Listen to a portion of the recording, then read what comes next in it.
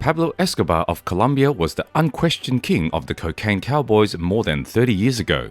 At its peak, Escobar's cartel provided 80% of the cocaine consumed worldwide and imported 15 tons of drug into the United States every day. The notorious drug lord buried millions, if not billions, of his enormous riches throughout Colombia before being murdered in a gunfight with soldiers in December 1993. He possessed a number of homes spread out around Central America, as well as a collection of vehicles including automobiles, boats, and even a submarine. He had a reputation for giving expensive gifts, literally burning cash and boasting to everyone he knew about his large financial reserves. But how deep are those pockets exactly? We dive into that in today's video, as well as how he spent his riches. Let us start at the very beginning, shall we? Pablo Escobar's father was a peasant farmer and his mother was a teacher. According to sources, he began his criminal career as a teenager by selling fake degrees, among other minor offenses. He later added the fabrication of report cards, and soon he was dealing in stolen gravestones and stereo equipment. In 1974, Pablo was taken into custody following a car theft incident, but 2 years prior to his arrest, he had already established himself as a top-tier drug trafficker and established the Medellin cartel as a drug cartel. As the boss of the Medellin cartel, he amassed enormous wealth as the organization produced enormous profits. At the peak of his influence in the middle of the 1980s, Escobar's cartel was making about 70 million per day, summing up to 22 billion annually. Since Colombian banks would not deal with his illegal funds, Pablo stashed some of it in Swiss accounts. Unfortunately, only he knew the account numbers, so the money is now permanently lost. The king of cocaine, however, hid much more cash, stuffing it into metal or plastic containers with thousands of gold bars, shrink-wrapping it in vast piles, and burying it wherever he believed it would be safe. Within a short time, Colombia had buried a fifth of all of its $100 bills ever made. In his book, The Accountant's Story Inside the Violent World of the Medellin Cartel, Roberto Escobar, the cartel's chief accountant and kingpin's brother, claims that the man buried large sums of money in farming fields, decaying warehouses, and the walls of cartel members' homes in Colombia. And according to him, because Pablo was making so much money, 10% of it was written off each year due to losses from water damage, rats eating it in storage, and other mishaps, according to Roberto. Given how much money he was allegedly making, that would be around $2 billion. But Escobar had so much more money than he knew what to do with. Therefore, it wasn't a concern if he lost some carelessly to mice and mold. The majorities of these monies have never been discovered because Escobar also killed the goons who hid his treasure to keep the underground depots a secret. One challenge was how to keep the enormous sum of money, but the brothers also had to deal with a more basic issue: how to arrange the banknotes neatly. To hold piles of cash together, the cartel reportedly spent about $2,500 each month on rubber bands, according to Roberto Escobar. That comes to roughly $30,000 every year. Totally insane, right? If you think that's absurd, hear this.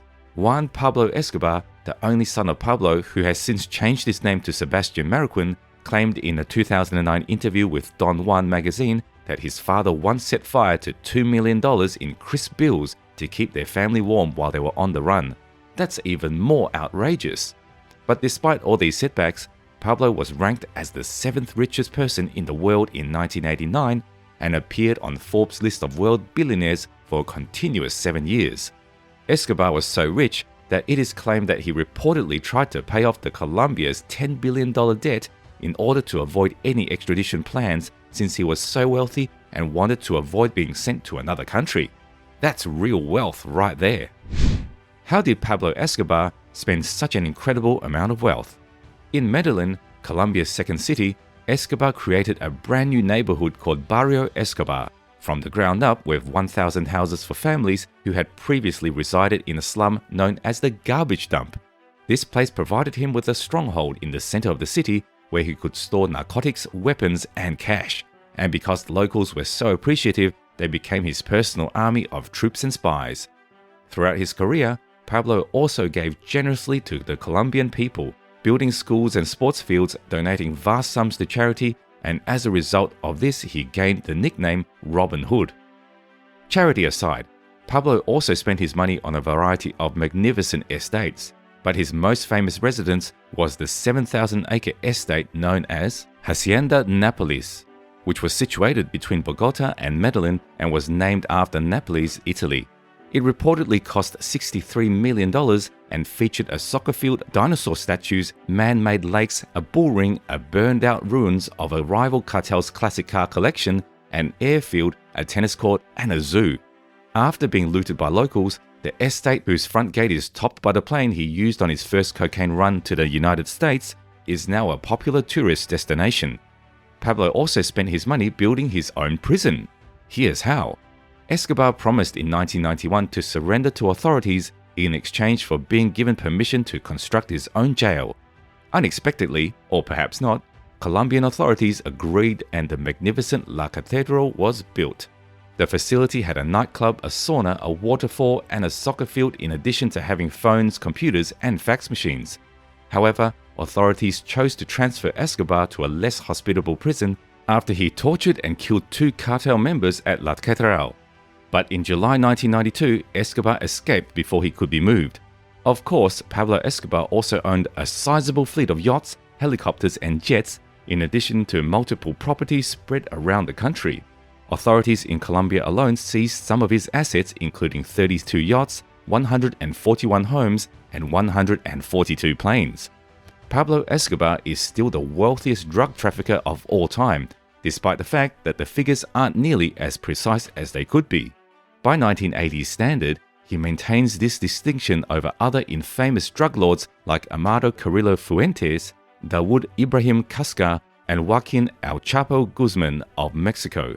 Most accountants estimate Escobar's total wealth to be typically between $30 and $60 billion, with a net worth that reached the equivalent of $56 billion in today's dollars. What do you think Pablo Escobar's net worth could be today if he were still alive and working? Share your thoughts with us in the comments. Also, for more fantastic videos like this one, be sure to subscribe to our channel and switch on the notifications bell. Bye!